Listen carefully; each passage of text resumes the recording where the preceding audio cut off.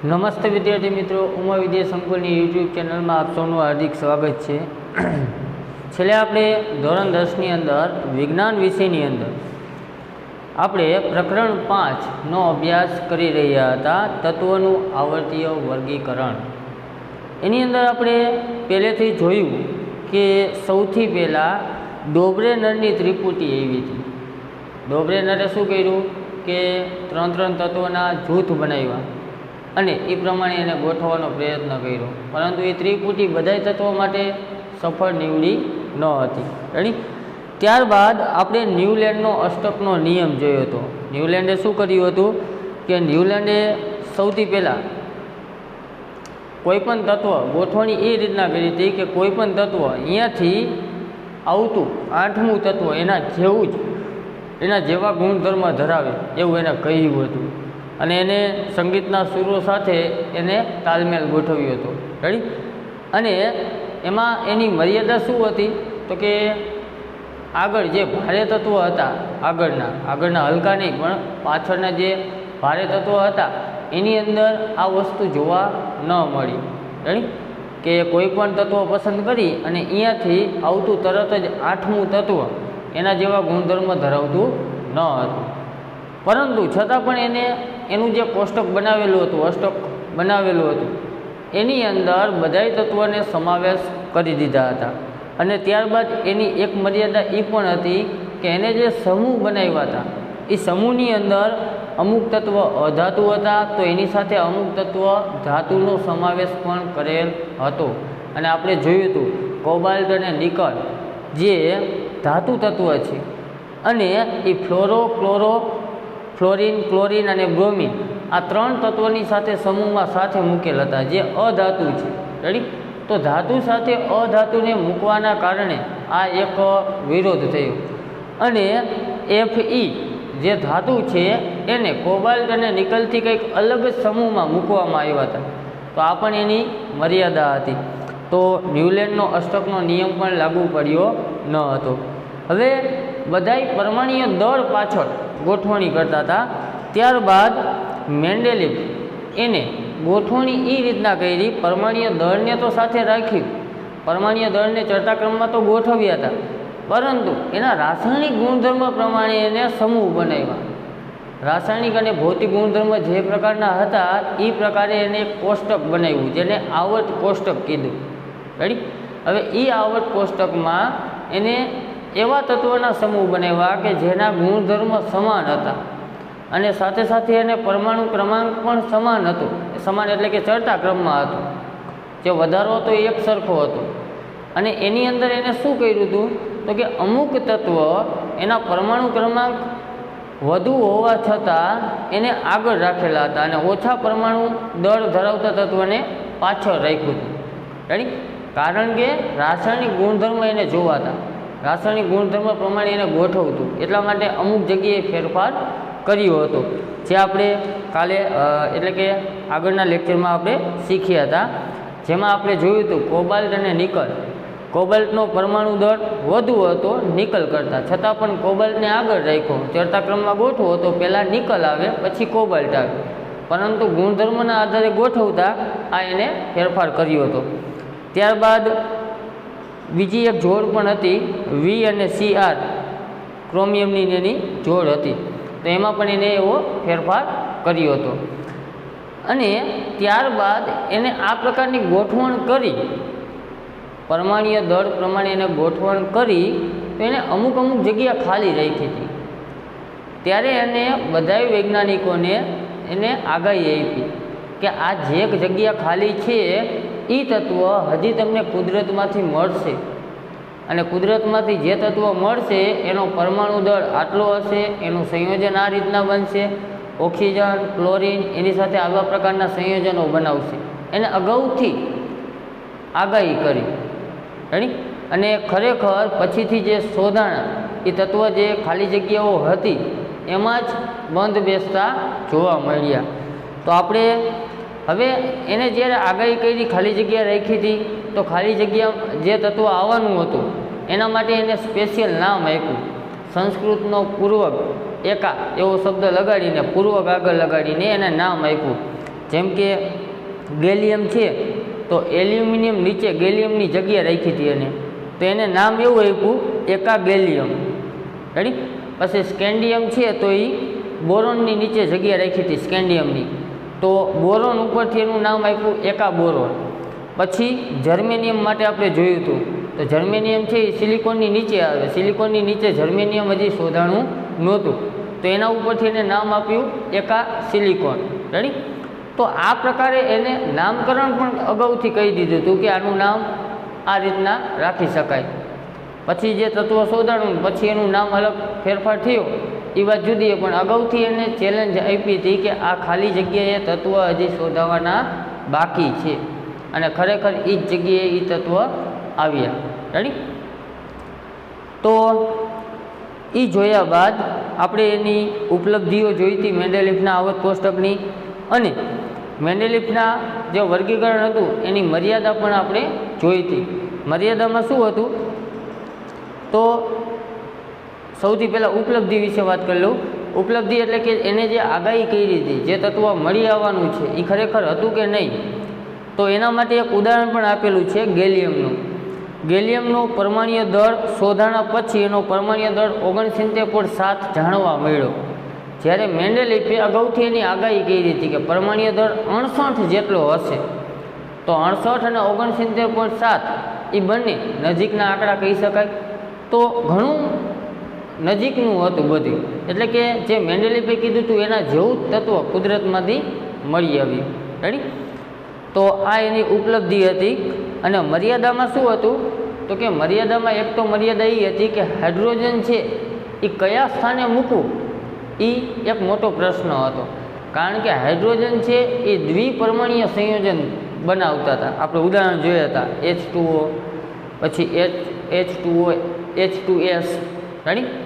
તો દ્વિપરમાણ્વીય સંયોજન એવા તો ક્લોરિનનો જે સમૂહ છે, ક્લોરો, ફ્લોરો, બ્રોમો, આયોડો, આ બધે જે સમૂહ છે એની અંદર એ દ્વિપરમાણ્વીય સમૂહ ધરાવે છે. તો હાઇડ્રોજનને ખરેખર ક્યાં રાખવો જોઈએ એ એક મોટો પ્રશ્ન હતો. તો આ એની મર્યાદા છે. રેડી. અને ત્યારબાદ આપણે બીજી મર્યાદા એ જોઈ હતી કે સમસ્થાનિકોની, કે કોઈ પણ તત્વ છે તો એના સમસ્થાનિકો હોય.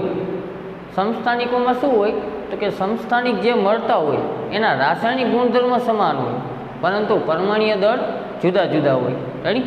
તો મેન્ડેલિફે જે આવર્ત કોષ્ટક બનાવ્યું એની અંદર એને રાસાયણિક ગુણધર્મ ધરાવતા તત્વોને એક જ સમૂહમાં રાખ્યા હતા, જેના રાસાયણિક ગુણધર્મ સમાન હોય એને એક જ સમૂહમાં રાખ્યા હતા. પરંતુ સમસ્થાનિકોના રાસાયણિક ગુણધર્મ સમાન છે પણ પરમાણુય દળ જુદા છે. તો ક્લોરિનનું આપણે ઉદાહરણ જોયું હતું, Cl35 અને Cl37. બંનેના પરમાણુય દળ જુદા છે અને બંનેના રાસાયણિક ગુણધર્મ સમાન છે.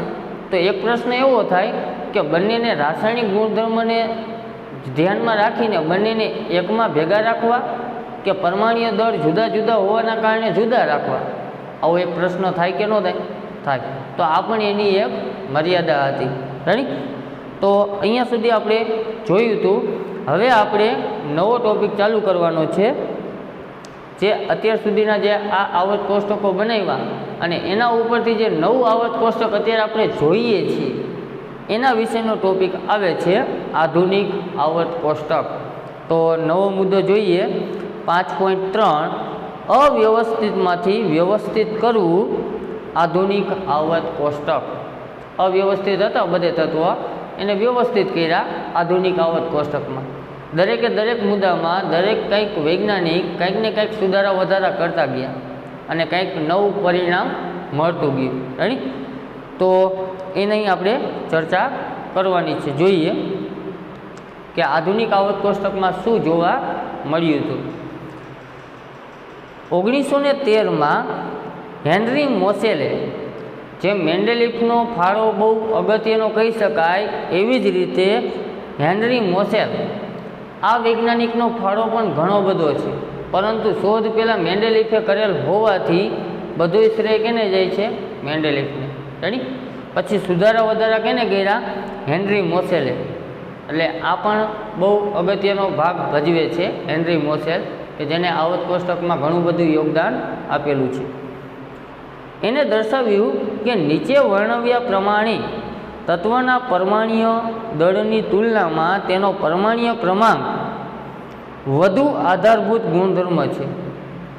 હેનરી મોસેલે શું દર્શાવ્યું કે એના પરમાણ્વીય દળને તમે બધાય પકડો છો, પરમાણ્વીય દળ કરતાં પરમાણ્વીય ક્રમાંક વધારે યોગ્ય રહેશે. કોષ્ટકમાં જે ગોઠવણી છે એમાં પરમાણ્વીય દળ કરતાં પરમાણ્વીય ક્રમાંક એ વધુ યોગ્ય બેસશે. તે અનુસાર મેન્ડેલિફના આવર્ત કોષ્ટકમાં બદલાવ કરવામાં આવ્યો. આજે હેનરી મોસેલે જે વાત કરી અને એ પ્રમાણે એને ગોઠવણી કરી. ફરીથી તત્વની ગોઠવણી હવે કઈ રીતના કરી? પરમાણ્વીય ક્રમાંક પ્રમાણે. રેડી? અને પરમાણ્વીય ક્રમાંકને આધુનિક આવર્ત કોષ્ટકના આધાર સ્વરૂપે સ્વીકારવામાં આવ્યો, તેમજ આધુનિક આવર્તના નિયમને આ પ્રમાણે રજૂ કરી શકાય છે. હેનરી મોસેલે જે પરમાણ્વીય ક્રમાંક પ્રમાણે ગોઠવણી કરી એને સ્વીકારવામાં આવી અને અત્યારે પણ હજી આપણે આ પ્રકારનું આવર્ત કોષ્ટક શીખીએ છીએ. રેડી? મેન્ડેલિફનું જે આવર્ત કોષ્ટક હતું એને પછી ધ્યાનમાં લેતા નથી. એને પરમાણ્વીય દળ પ્રમાણે ગોઠવણી કરી હતી, એમાં ભૂલ નહોતી, પરંતુ વધુ ચોકસાઈથી ગોઠવણી કરવા માટે પરમાણ્વીય ક્રમાંક યોગ્ય હોવો જોઈએ એવું હેનરી મોસેલે કહ્યું હતું. હવે એને જે નિયમ કીધો એ નિયમ કેવો છે? તો કે તત્વોના ગુણધર્મ, કોઈ પણ તત્વ છે એનો ગુણધર્મ તેમના પરમાણ્વીય ક્રમાંકના આવર્તનીય વિધેય છે. એને નિયમ આવો કીધો. જ્યારે મેન્ડેલિફ છે એને અગાઉ નિયમ કીધો હતો. મેન્ડેલિફે આપણને શું નિયમ કીધો હતો? તત્વોના ગુણધર્મ તેમના પરમાણ્વીય દળ સાથેના સંબંધની ભાત શોધવાનું ચાલુ રાખે. એને પરમાણ્વીય દળ સાથે સંબંધ દર્શાવ્યો હતો. અને આ હેનરી મોસેલે શેના સાથે સંબંધ દર્શાવ્યો? પરમાણ્વીય ક્રમાંક સાથે. તો આ વિધાન યાદ રાખજો. તત્વના ગુણધર્મ કેના ઉપર આધાર રાખે? પરમાણ્વીય ક્રમાંક પર. એની સાથે આવર્તનીય વિધેય છે, આવર્તમાં ગોઠવાયેલા હોય છે. ચાલો આપણે યાદ કરીએ કે પરમાણ્વીય ક્રમાંક આપણને પરમાણુના કેન્દ્રમાં રહેલા પ્રોટોનની સંખ્યા આપે છે. પરમાણ્વીય ક્રમાંક એટલે એનો ક્રમ નથી આપેલો. હાઇડ્રોજન એટલે 1 2 3 4 એ રીતના આપેલું નથી ક્રમ, ખાલી અઠે ગઠે. રાઈટ? પરમાણ્વીય ક્રમાંક શું દર્શાવે છે? એના કેન્દ્રમાં પ્રોટોન આવેલા હોય. કોઈ પણ તત્વ છે તો એના અંદર પ્રોટોનની સંખ્યા બધામાં જુદી જુદી હોય. તો પ્રોટોનની જે સંખ્યા છે એને પરમાણ્વીય ક્રમાંક કહેવાય. રેડી? અને એક તત્વથી બીજા તત્વ તરફ જતા આ સંખ્યામાં એક એકમનો વધારો થાય છે. જેમ જેમ તમે આગળનું તત્વ લ્યો તો પાછળના તત્વ કરતાં આગળના તત્વમાં એક પરમાણ્વીય ક્રમાંક વધે, એક પ્રોટોનની સંખ્યા વધે. હાઇડ્રોજન પછી હિલિયમમાં આવો તો હાઇડ્રોજનમાં એક પ્રોટોન હશે, હિલિયમમાં 2 પ્રોટોન હશે. જેમ જેમ આગળ જતા જાઓ એમ એક એક એકમ પ્રોટોનની સંખ્યા વધતી જાય છે. તત્વોની તેમના પરમાણ્વીય ક્રમાંકના ચડતા ક્રમમાં ગોઠવણી આપણને આધુનિક આવર્ત કોષ્ટક તરીકે ઓળખાતા વર્ગીકરણ તરફ દોરી જાય છે. પરમાણ્વીય ક્રમાંકના ચડતો ક્રમમાં જે ગોઠવણી છે એ આપણને કઈ દિશા તરફ દોરી જાય છે? કે જે આવર્ત કોષ્ટક આખે આખું બનાવેલું છે એની તરફ આપણને લઈ જાય છે. પાછળનું કોષ્ટક તમે જોઈ શકો છો, કોષ્ટક 5.6 આખે આખું આધુનિક કોષ્ટક આપેલું છે. આપણે આખે આખા આધુનિક કોષ્ટકનો અભ્યાસ કરવાનો નથી, ખાલી ઉપર છેલ્લી માહિતી આપણે પ્રાપ્ત કરવાની છે. રેડી? તમે જો 10 પછી ધોરણ 11-12માં સાયન્સ પ્રવાહ પસંદ કરો તો તમારે આ આધુનિક કોષ્ટકનો ઉપયોગ વધુ પડતો થશે. અત્યારે ફક્ત આપણે ધોરણ 10માં ઉપર છેલ્લી બેઝિક માહિતી જ આવે છે. રાઈટ? એમાંય અભ્યાસક્રમ કાપી નાખેલો હોય એટલે અમુક માહિતી કપાઈ જતી હોય છે.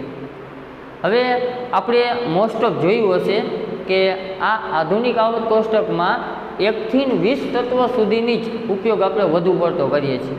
20 પછીના તત્વને આપણે યાદ રાખતા પણ નથી અને એનો ઉપયોગ પણ બહુ મોટો ભાગે કરતા નથી. તમે સાયન્સ પ્રવાહમાં જશો તો પાછળના 1 થી 20 પછીના તત્વોનો ઉપયોગ પણ જોવા મળશે. તો અત્યારે ફક્ત આપણે 1 થી 20 તત્વ અને ઉપર છેલ્લી બેઝિક માહિતી જ ફક્ત આપણે શીખવાની છે. તો આગળ જોઈએ. જ્યારે તત્વોને પરમાણ્વીય ક્રમાંકના ચડતા ક્રમમાં ગોઠવી શકાયા ત્યારે તત્વોના ગુણધર્મની આગાહી વધુ ચોકસાઈપૂર્વક થઈ શકે. જેમ જેમ તત્વને ચડતા ક્રમમાં ગોઠવતા ગયા પરમાણ્વીય ક્રમાંક પ્રમાણે, રેડી, તો એમ જ્યાં વચ્ચે વચ્ચે જગ્યાઓ રહેતી હતી, ધારો કે કોઈ તત્વનો પરમાણુ ક્રમાંક 16 છે, એના અંદર 16 પ્રોટોન છે, તો પછી 17 પ્રોટોન ધરાવતું કોઈ તત્વ નથી જ્યારે શોધ થતી હતી ત્યારે, રાઈટ. તો એ જગ્યાએ અહીંયા ખાલી છોડી દીધી અને એના પછીનું 18 તત્વ જે પ્રોટોન ધરાવતું હોય એ ગોઠવણી કરી. તો વચ્ચે વચ્ચે જે જગ્યાઓ રહી એના વિશે પણ અગાઉથી આગાહી કરી શકાણી કે ખરેખર આવું તત્વ હજી કુદરતમાં ક્યાંક ને ક્યાંક છુપાયેલું છે. એને શોધીને આપણે કંઈક હજી આવત કોષ્ટકની અંદર એ તત્વને બેસાડી શકાય.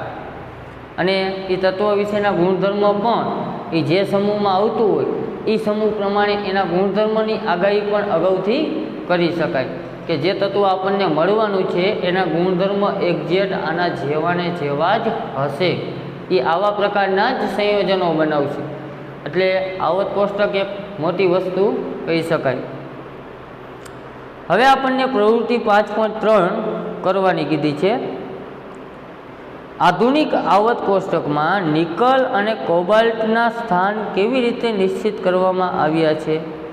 આધુનિક આવત કોષ્ટકમાં પાછળ તમે જોઈ શકો છો, એમાં કોબાલ્ટ અને નિકલ બધાય ગોતો જોઈ. કોબાલ્ટ અને નિકલ, તો આપણને કોબાલ્ટ છે એનો પરમાણ્વીય ક્રમાંક 27 બધાને દેખાતો હશે, રેડી. અને નિકલ છે એનો પરમાણ્વીય ક્રમાંક છે એ 28 તમે જોઈ શકો છો, રેડી. તો કોબાલ્ટ અને નિકલ બંનેમાં પરમાણ્વીય દળ કેનો વધુ છે? તો તમે કહેશો કે કોબાલ્ટનો. તો ચડતા ક્રમમાં ગોઠવતા હોય, અત્યારે જે આધુનિક આવત કોષ્ટક છે એમાં ચડતા ક્રમ માટે કેને ધ્યાનમાં રાખ્યું? પરમાણ્વીય ક્રમાંકને. તો કોબાલ્ટનો પરમાણ્વીય ક્રમાંક 27 છે, એના કેન્દ્રમાં 27 પ્રોટોન આવેલા છે. અને નિકલનો પરમાણ્વીય ક્રમાંક 28 છે. તો નિકલ ફરજિયાત પાછળ જ રહી અને કોબાલ્ટ ફરજિયાત આગળ જ રહી, ભલે કોબાલ્ટનો પરમાણ્વીય દળ વધુ હોય, રેડી. એટલે ફરજિયાત મેન્ડેલિફે જે રીતે ગોઠવ્યું હતું એ જ રીતના આધુનિક આવત કોષ્ટકમાં ગોઠવણી કરવી પડી, રેડી. તો આ રીતના ગોઠવાયેલા છે. બીજું, આધુનિક આવત કોષ્ટકમાં જુદા જુદા તત્વોના સમસ્થાનિકોના સ્થાન કેવી રીતે નિશ્ચિત કરવામાં આવ્યા છે? તો આધુનિક આવત કોષ્ટકમાં તમે સમસ્થાનિકો જોવા મળતા નથી, રેડી. એના વિશે આપણે કહીએ તો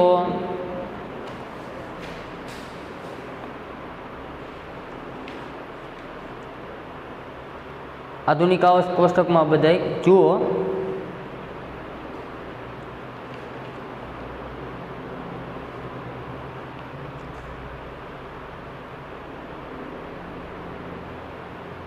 હવે જો તમે આધુનિક આવત કોષ્ટકમાં જોશો તો તમને ક્યાંય પણ સમસ્થાનિકો દેખાશે નહીં. જોવા મળે છે? નહીં દેખાણા હોય, રેડી. બધાય જે તત્વો છે એ પર્સનલ છે. ક્લોરીન છે તો એના આપણે 2 સમસ્થાનિકો જોયા હતા, Cl35 અને Cl37. તો અહીંયા ક્લોરીન જ્યાં મૂકેલો છે એ ક્લોરીન 17મા ક્રમે છે પરમાણ્વીય ક્રમાંક, રેડી. તો ક્લોરીન તત્વ જ મૂકેલું છે, બાકી એના સમસ્થાનિકો આજુબાજુમાં તમને ક્યાંય દેખાશે નહીં. તો આધુનિક આવત કોષ્ટકમાં સમસ્થાનિકોનું ક્યાંય સ્થાન આપેલ નથી, રેડી.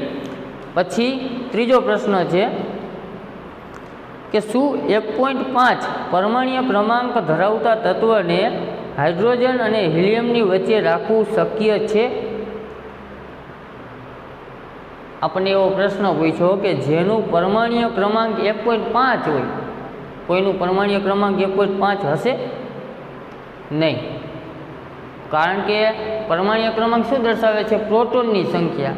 આ પ્રોટોન છે એ અપૂર્ણાંકમાં થોડોક હોઈ શકે, એટલા માટે વચ્ચે કોઈ તત્વ પોઈન્ટમાં આવશે નહીં.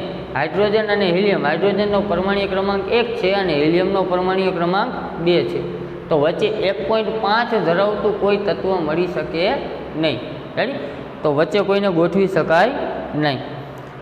તમારા મત મુજબ આધુનિક આવર્ત કોષ્ટકમાં હાઇડ્રોજનને ક્યાં રાખવું જોઈએ? ખરેખર હાઇડ્રોજનને ક્યાં રાખવું જોઈએ? તો કે જે સ્થાને છે તેને ત્યાં રાખવું જોઈએ, પહેલો સમૂહ અને પહેલા આવર્તમાં રાખવું જોઈએ. રેડી? જોવા જઈએ તો ઓમ આપણે નક્કી કરી શકીએ નહીં, કારણ કે હાઇડ્રોજન છે એ બીજા જેવા પણ ગુણધર્મ ધરાવે છે અને પહેલું તત્વ છે અને આગળ કોઈ નથી અને પાછળ હિલિયમ સુધી ખસી શકે. હિલિયમ ડાયરેક્ટ છેલ્લા સમૂહમાં આવેલો છે, તો વચ્ચે ઘણા બધા સમૂહ ખાલી છે, તો એ હેલોજન સમૂહમાં પણ મૂકી શકાય, પરંતુ એવું વૈજ્ઞાનિકોએ કરેલ નથી. રેડી? તો જ્યાં છે અહીંયા જ આપણે રાખવાનું છે, આપણે કાંઈ ડગાવવાનું નથી. રેડી? અહીંયા તમે જોઈ શકો છો આવર્ત કોષ્ટક આખું આપેલ છે. હવે આવર્ત કોષ્ટકમાં જે આ ઊભી લાઈનો છે, હાઇડ્રોજનની ઊભી લાઈન, પછી બીજી લાઈન છે બોરોલિયમ બેરેલિયમ, એ બેરેલિયમની લાઈન છે, પછી સ્કેન્ડિયમની છે, ટિટેનિયમની છે, એમ કરતાં કરતાં ઊભી લાઈન ટોટલ તમને કેટલી દેખાય છે? ઉપર આંકડા પણ લખેલા છે, 1 2 3 4 5 6, એમ કરતાં કરતાં 18 આંકડાઓ છે. 18 આંકડાઓનો મતલબ કે 18 સમૂહો છે. આધુનિક આવર્ત કોષ્ટકમાં સમૂહો કેટલા છે? 18 સમૂહ છે, યાદ રાખજો. આધુનિક આવર્ત કોષ્ટકમાં 18 સમૂહ. અને આડી લાઈન ગણશો તો આડી લાઈન તમને 7 જેટલી દેખાય છે, નીચેની 2 નહીં લેવાની. રેડી? 7 જેટલી તમને લાઈન દેખાય છે. તો આ 7 જેટલી લાઈન શું દર્શાવે છે? તો કે આવર્ત દર્શાવે. તો 7 આવર્ત છે, 18 સમૂહ, યાદ રાખજો. હવે આપણને પ્રશ્ન થાય કે નીચે 2 લાઈન છે ને આપી છે, થાય ને પ્રશ્ન. તો નીચેની પહેલી લાઈનમાં સામે લખ્યું છે લેન્થેનોઇડ્સ. આ આખી શ્રેણી લેન્થેનોઇડ શ્રેણી છે. હવે આ લેન્થેનોઇડ શ્રેણી એમાં ક્રમ આપ્યો 58. તો તમે આવર્ત કોષ્ટકમાં જુઓ, આધુનિક આવર્ત કોષ્ટકમાં 57થી આંકડો કપાઈ જાય, 55 56 57 પછી અહીંયા 72થી ચાલુ થાય. તો જે લેન્થેનાઇડ શ્રેણી છે 57 પછીની, એનો ઉલ્લેખ અહીંયા નીચે કરેલો છે 71 સુધી. 71 પછી વળી પાછો 72 આવી જાય. રેડી? 72 73 રીતના ચાલુ થઈ જાય. વળી પાછું નીચે એક બીજી લાઈન છે હાવ નીચે, જે એક્ટિનોઇડ શ્રેણી છે. આ 90થી ચાલુ થાય છે. તો તમે 89 સુધી અહીંયા જોશો, 87 88 89 પછી 104 આવે ડાયરેક્ટ.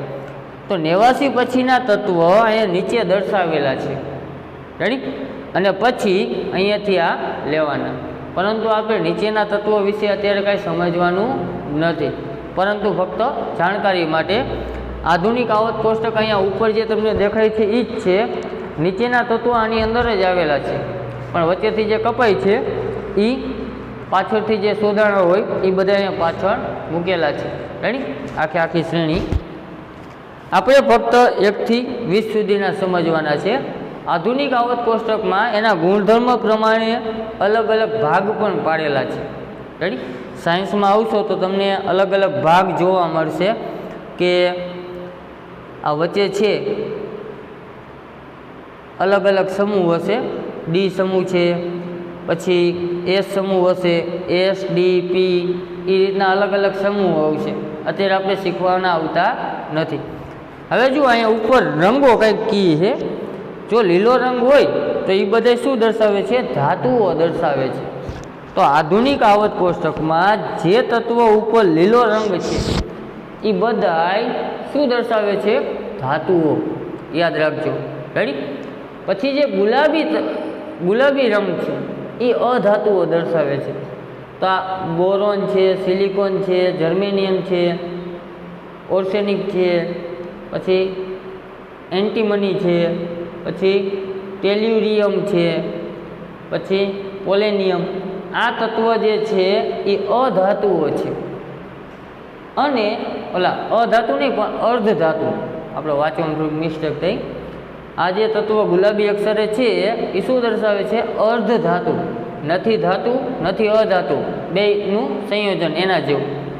અને જે પીળા કલરની જે લાઈન, પીળા કલરનો જે રંગ છે એ બધાય શું છે? અધાતુઓ. રેડી? તો આ કાર્બનથી શરૂઆત કરીને અહીંયા નીચે સુધીના બધાય અધાતુઓ છે. તો આધુનિક આવત કોષ્ટક બહુ સમજવા જેવું છે. ધાતુઓ એક બાજુ, અર્ધધાતુઓ અલગ, અધાતુઓ અલગ. રેડી? બહુ સચોટ અને વ્યવસ્થિત આપેલું છે. આગળ જોઈએ. આપણે જોઈ શકીએ છીએ તેમ આધુનિક આવત કોષ્ટકમાં મેન્ડેલિફની ત્રણેય મર્યાદાઓમાં સુધારો કરવામાં આવ્યો. મેન્ડેલિફની જે મર્યાદાઓ હતી એનો સુધારો થઈ ગયો. રેડી? આધુનિક આવત કોષ્ટકમાં તત્વોનું સ્થાન કઈ બાબત પર આધારિત છે તે જાણ્યા બાદ આપણે હાઇડ્રોજનના વિસંગત સ્થાનની ચર્ચા કરીશું. આ બધાના સ્થાન જાણ્યા બાદ આપણે હાઇડ્રોજન વિશે પણ ચર્ચા કરીશું છેલ્લે. હવે નવો મુદ્દો આવે છે 5.3.1. જે મુદ્દો થોડોક લાંબો છે, તો આપણે આવતા નેક્સ્ટ લેક્ચરમાં 5.3.1 એ આપણે જોશું. તો અહીંયા સુધી આપણે રાખીએ આધુનિક આવત કોષ્ટક.